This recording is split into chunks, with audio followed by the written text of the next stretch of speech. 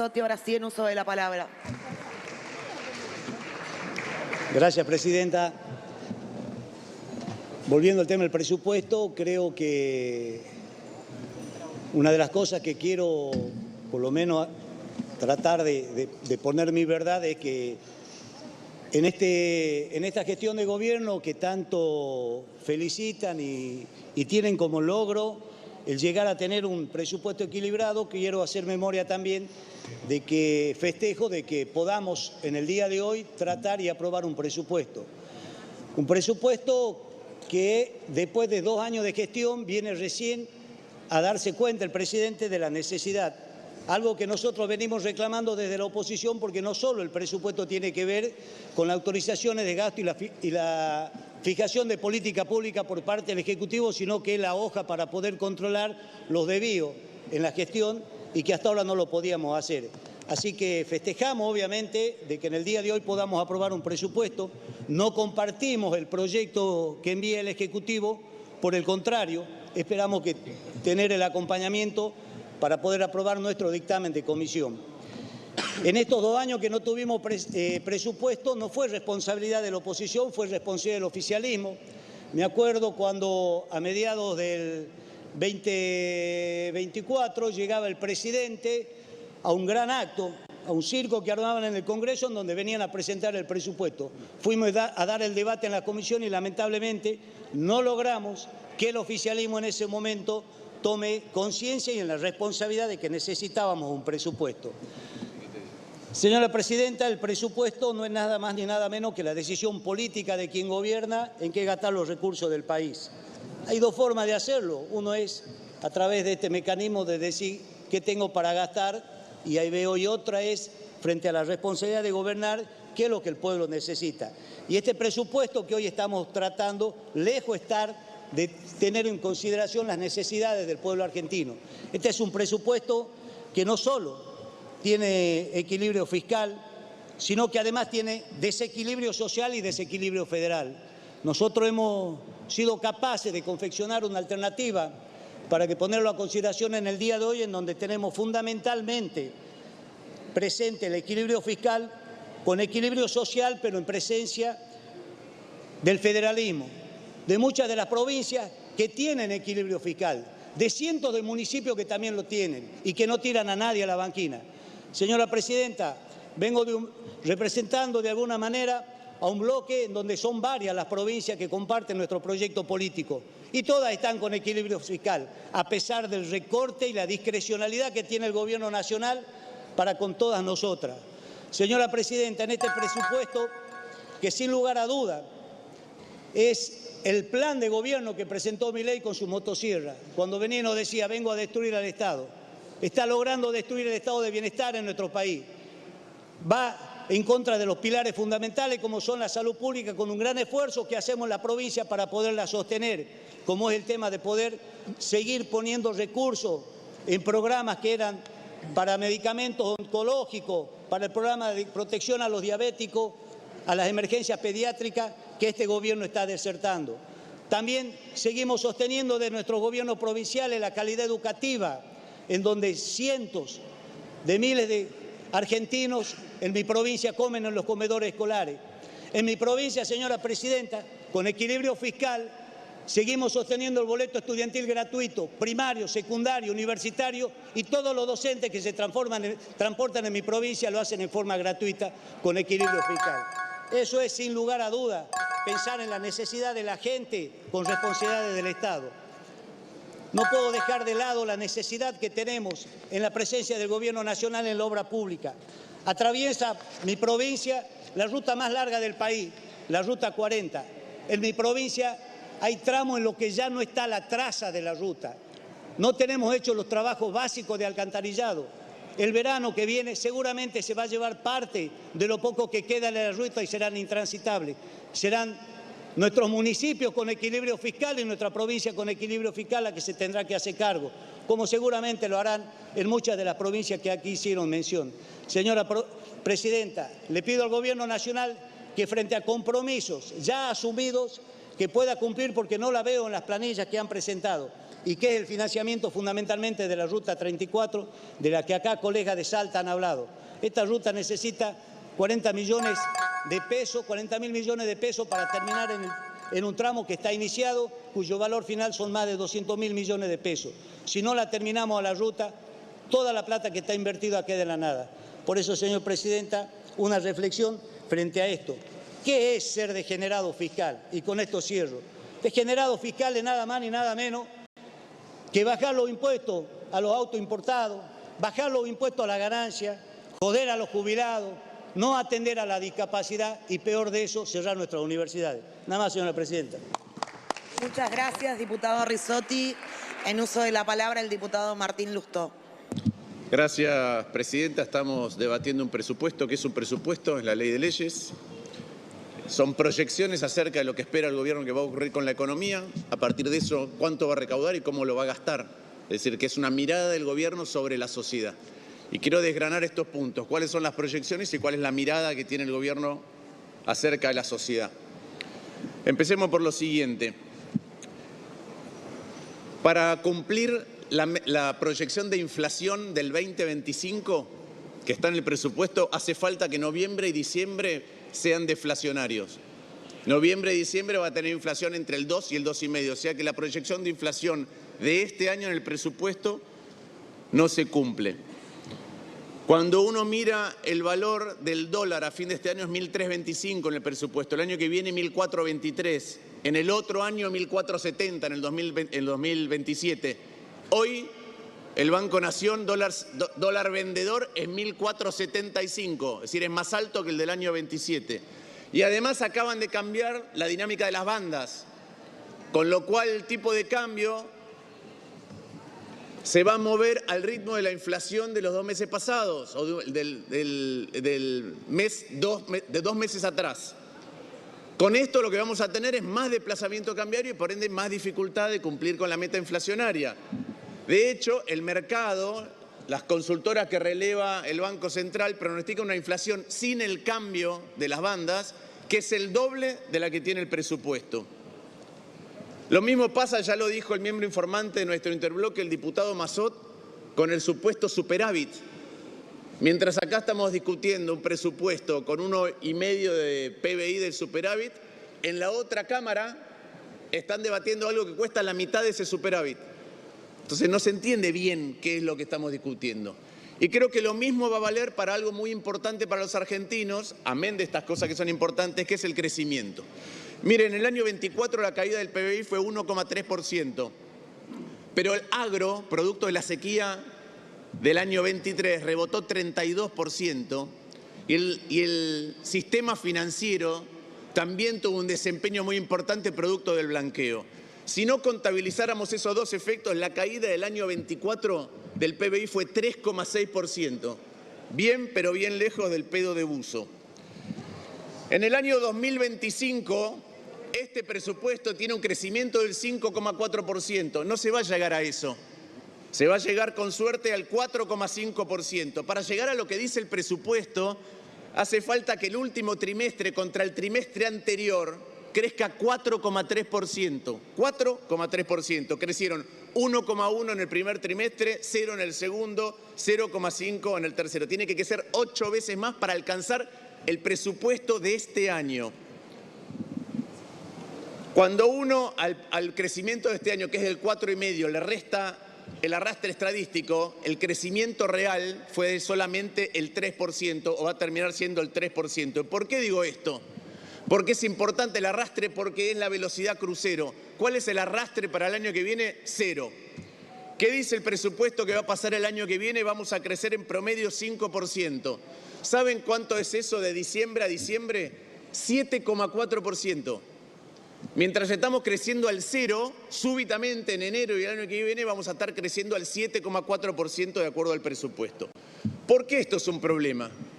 Porque voy a describir qué es lo que pasa en la realidad, afuera del presupuesto, en los sectores que no son asistidos permanentemente, en donde no hay elección de ganadores, porque este gobierno hace mucha elección de ganadores, el RIGI es el ejemplo más cabal de eso, y donde son sectores que no tienen ninguna ventaja comparativa específica, es decir, no son petróleo y gas, no son minería y no son los bancos que fueron ayudados por el blanqueo. La industria contra diciembre del 23 noviembre del 23 está 5% abajo. La construcción está 20% abajo. El consumo en autoservicios está 25% abajo. La metalúrgica, que es insumo de casi todas las industrias, 13% abajo. Las ventas minoristas, 32% abajo.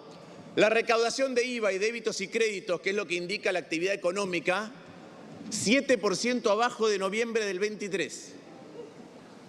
Esto es lo que está pasando mientras el gobierno dice que el año que viene, punta a punta, vamos a crecer al 7,4%. Obviamente, ¿qué pasa cuando esto es lo que ocurre con la actividad económica? Perdimos 19.000 empleadores. Pasamos de 511.000 empleadores a 492.000 empleadores en menos de 2 años. ¿Qué pasó obviamente con el empleo? Asalariados formales, ley de contrato de trabajo, se perdieron 240.000 empleos. 154.000 en el sector privado, 58.000 en el sector público, 30.000 empleos en casas, empleados en casas particulares. Solamente la mitad fue recuperada por monotributos. Seguimos con un neto de pérdida neta de trabajo registrado de 121.000 trabajadores en 2 años. Obviamente, cuando uno lo que hace es hacer caer la demanda porque cae el poder adquisitivo y al mismo tiempo esa demanda, que es menor, es abastecida con atraso cambiario y apertura súbita de las importaciones, hay menos producción. Por eso se pierden los empleos. Y la contracara del superávit es el déficit de las familias y las empresas. ¿Qué le está pasando a las familias y las empresas? Están desahorrando lo que tenían y encima esos ahorros valen menos porque Caputo dice que no hubo un plan Bonex, pero hubo un plan Bonex en cuotas, porque el que tenía ahorro en dólares hoy no le alcanza para nada y el que tenía un plazo fijo tampoco, porque así fue como manejaron la tasa de interés por debajo de la inflación y la depreciación cambiaria por debajo de la inflación. Entonces las familias desahorran o se endeudan.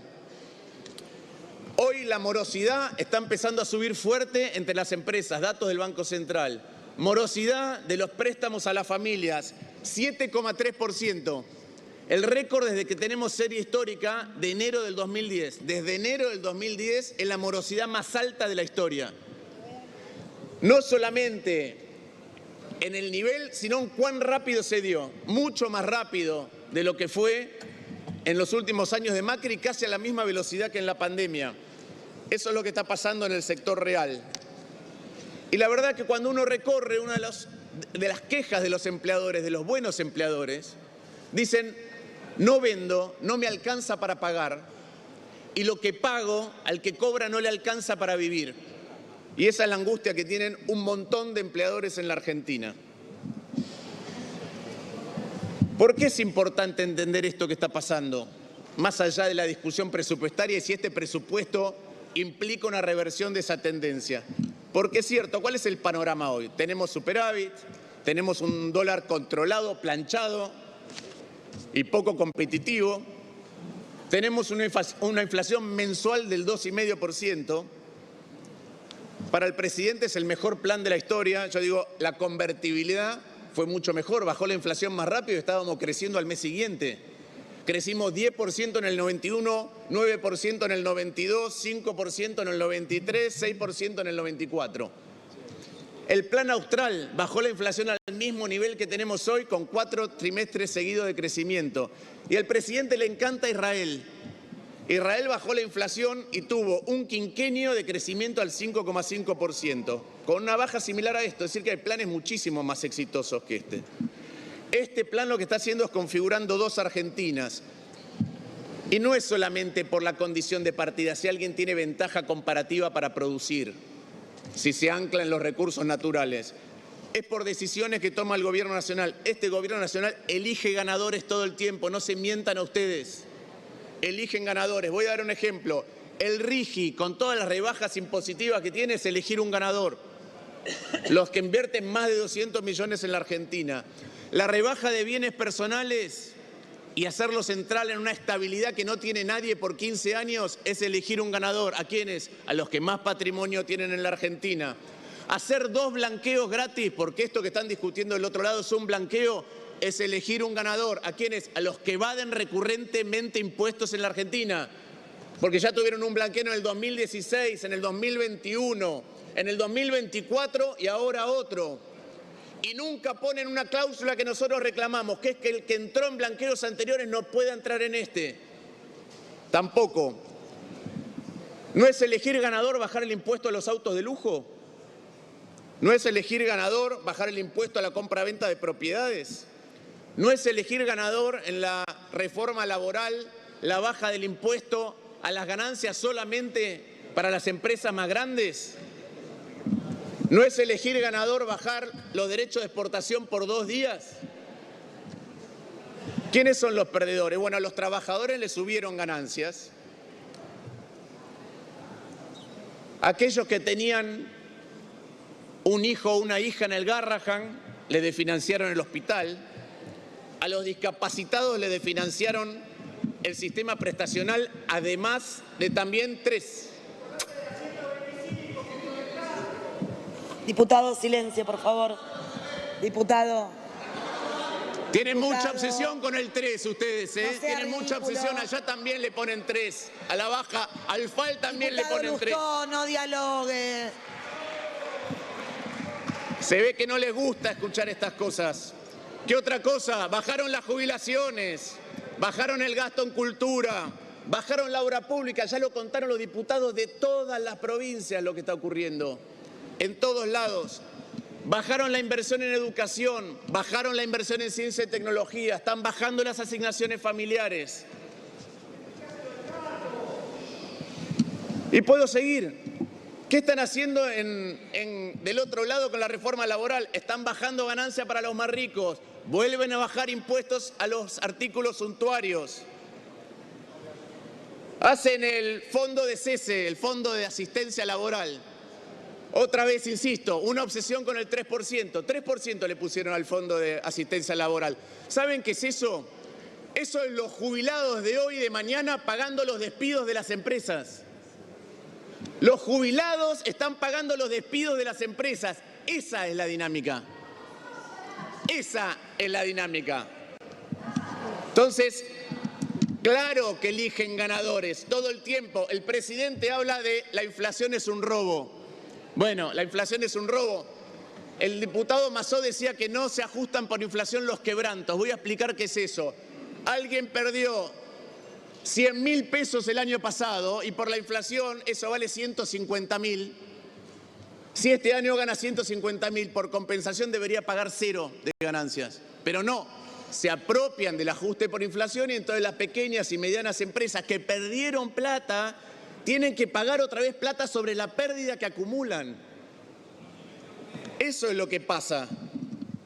¿Qué más dicen ustedes? Lo decía el diputado Mazzó, el IVA. Al RIGI le perdonamos todo. Ahora, hay un montón de empresas que invirtieron. Invirtieron grande al principio. ¿Por qué? Porque había un régimen que era la devolución del IVA. Piensen ustedes que si el IVA es 21%, encarece 21% la inversión. Y había un cupo para devolver el IVA. El cupo ahora de devolución de IVA, es casi 50 veces más chico. Eso es lo que hay. Entonces, al que invirtió en el pasado, no tiene beneficio. Al que perdió plata en el pasado, le volvemos a cobrar impuestos sobre lo que perdió. A los que ustedes eligen, les van perdonando cosas. Ahora, es muy fácil. ¿Por qué? Porque muchas de estas reformas vienen hechas por estudios de abogados. ¿Y a quién favorecen? A sus clientes, a las grandes empresas, a las grandes fortunas. Entonces hay blanqueos por 2, tapones fiscales, el RIGI, baja de los bienes personales. ¿Quién habla en nombre de las pymes con esos estudios? ¿Quién habla en nombre de los discapacitados? ¿Quién habla en nombre de los alumnos, de los estudiantes? ¿Quién habla en nombre de los jubilados? Claro, no accede, ninguno accede a un gran estudio, ninguno. ¿Qué es lo que hacen? Se movilizan. ¿Para qué? Para que este Congreso tome decisiones. Y lo hizo sacó leyes que el presidente vetó y se insistió por 2/3. Y de manera ilegal, ahora, contraria a la ley de administración financiera, ustedes en el artículo 75 proponen derogar eso. Es decir, ¿de dónde y cómo se puede proteger a alguien que no puede acudir a un gran estudio si no puede movilizarse y sensibilizar a la sociedad? Siguen atacando a los mismos sectores. Creo que nunca deben haber estado cerca de la celebración de alguien que es la primera o primer profesional de su familia cuando se recibe. Recorran ahora que terminó fin de año y vean lo que pasan en las facultades. La alegría de aquellos que por primera vez en la historia de su familia tienen un profesional. Y esto no es caprichoso, es un modus operandi. Escuchaba al miembro informante del oficialismo decir que primero se bajan los gastos y después se bajan los impuestos. No es lo que pasó, ¿eh? Acá lo que está pasando es lo que ocurre con la extrema derecha americana que dice hay que hambriar a la bestia, hay que bajar impuestos para que después no haya plata para pagar las cosas. Eso es lo que pasa. Entonces se bajan impuestos en un montón de cosas que son muy injustas, ¿sí? Y a los aventajados les damos más ventajas, a los poderosos les damos más ventajas. Eso se ve en todas las decisiones que han tenido desde el punto de vista fiscal. La inocencia fiscal es un tapón fiscal, es un blanqueo nuevo. ¿Qué quiere decir? Que alguien, por ejemplo, puede tener plata en Estados Unidos, propiedades no declaradas, fondos en cualquier país, y si entra la declaración simplificada de ganancias no se lo puede investigar. No se puede saber de dónde salió. No se puede saber por qué no la tenía declarada. No se le puede cobrar. Vaya si hay elección de ganadores. Y voy a usar la metáfora que usó el miembro informante, la carrera de los 20. Arrancan 20 y uno llega primero y nos preocupamos por los 19. Yo voy a decir lo que pasa acá. Acá, al más rápido de la clase, le compran zapatillas para correr, lo empujan un poquito y a los demás les hacen zancadillas. Y vuelvo a los ejemplos. A las grandes empresas le dieron el RIGI, a los que evaden le dan blanqueos. A las grandes empresas le bajan el impuesto a las ganancias. A las pymes, ¿cómo hace una pyme para competir contra eso? ¿Compite en igualdad de condiciones esa carrera? A los evasores le damos todo. A los discapacitados que tienen que correr la carrera contra los evasores porque si no, no hay plata, ¿qué les damos? ¿Qué pasa también con las grandes fortunas versus los jubilados? ¿Corren en la misma situación de igualdad? No, no corren en la misma situación de igualdad, está claro que no. Ahora miren, para terminar, cuando uno mira cómo crecen los países, es cierto que crecen con apertura, crecen con competencia, crecen con exportaciones. Es muy difícil hacerlo si uno tiene atraso cambiario, pero además crecen, y esta es la regla general, con otras cosas. La primera es infraestructura productiva, con buena gobernanza, no con corrupción, infraestructura productiva. La segunda es con educación y la tercera es con ciencia y tecnología. Si no tenemos eso, no vamos a crecer. No importa que el presidente diga que en 5 años vamos a hacer España, en 10 vamos a hacer Alemania, en 15 vamos a hacer Estados Unidos y en 15 Alemania y en 20 Estados Unidos. No va a pasar. No va a pasar y va a ser una disolución como tantas otras. Y además vamos a tener una sociedad más desintegrada, más desigual. Si no nos abocamos a esas cosas, si no las ponemos en el presupuesto, es imposible tener una sociedad integrada y pujante. Todos los gobernadores del espacio nuestro y muchos otros están en esa tarea, están supliendo lo que no hace el gobierno. Y a veces ni siquiera le transfieren las obras que hay que terminar, no la plata, las obras. Decía el diputado Mazzotta al principio, con esto cierro, que hay una pugna denodada entre la libertad y la igualdad.